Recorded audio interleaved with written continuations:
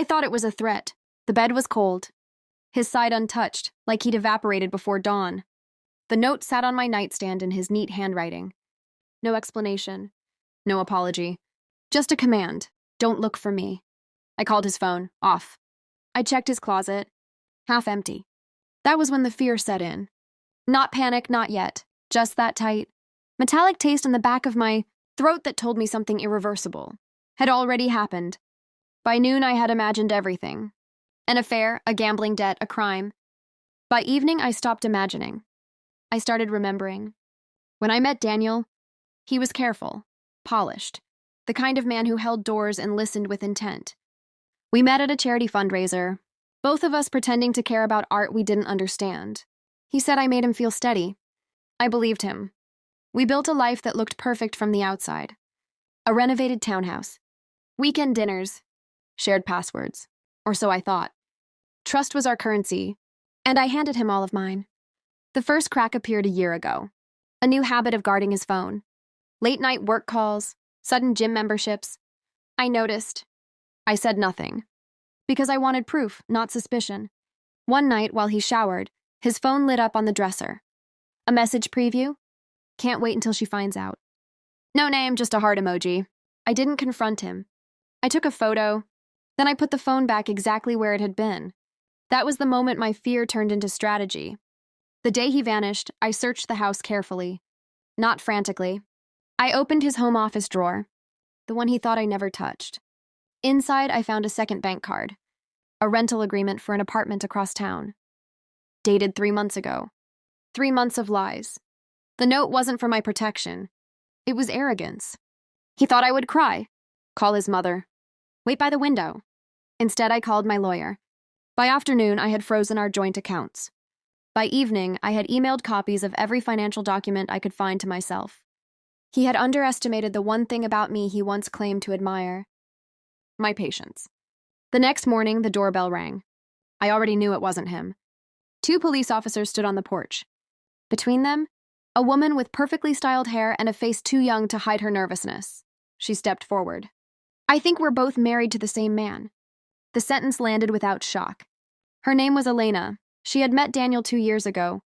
He told her he was divorced. Said I was unstable, dangerous. He had proposed to her last month, with the same ring design he gave me. The officers explained that Daniel had filed a report late last night. He claimed I had threatened him, that he feared for his safety. A preemptive strike. He was building a case, painting me as the volatile wife before he walked away with half of everything. I looked at Elena. You didn't know, I said. Her eyes filled with something close to humiliation. No. Good. That meant she wasn't my enemy. He was. By noon, Daniel had made his move. He posted on social media a vague statement about escaping emotional abuse. Friends began texting me, concerned, confused. He thought he controlled the narrative. But he forgot something. I had been collecting mine. Screenshots, financial records, rental contracts, the message that started it all. And one more thing, a recording. 2 weeks ago, I had placed a small voice recorder in his car. I wasn't proud of it, but I was done being blind. I listened to it that afternoon, his voice laughing. She'll never see it coming, he told someone. I've already moved most of the money. Tomorrow I disappear. By the time she realizes, it's too late. Not quite. I sent everything to my lawyer. Then to Elena. She went quiet. An hour later, she called. He told me you were unstable, she whispered. But this is fraud. Yes, it was. Bigamy, financial deception, false police report. Daniel thought he was executing a clean exit. He had, in fact, built his own indictment. By evening, he returned. Not to me. To the townhouse? He thought the house was still legally half his. He thought I would be inside crying. Instead, he walked into 2 detectives waiting in the living room. I stood behind them, calm, controlled. He saw me and smiled first. That practiced, charming smile. Then he saw the handcuffs. What is this? He asked. One of the detectives spoke. We'd like to ask you some questions regarding financial fraud and filing a false police report. The smile vanished. His eyes found mine. For the first time in years, he looked unsure. You did this? He asked softly. I stepped forward, You told me I'd understand everything today, I said. I do.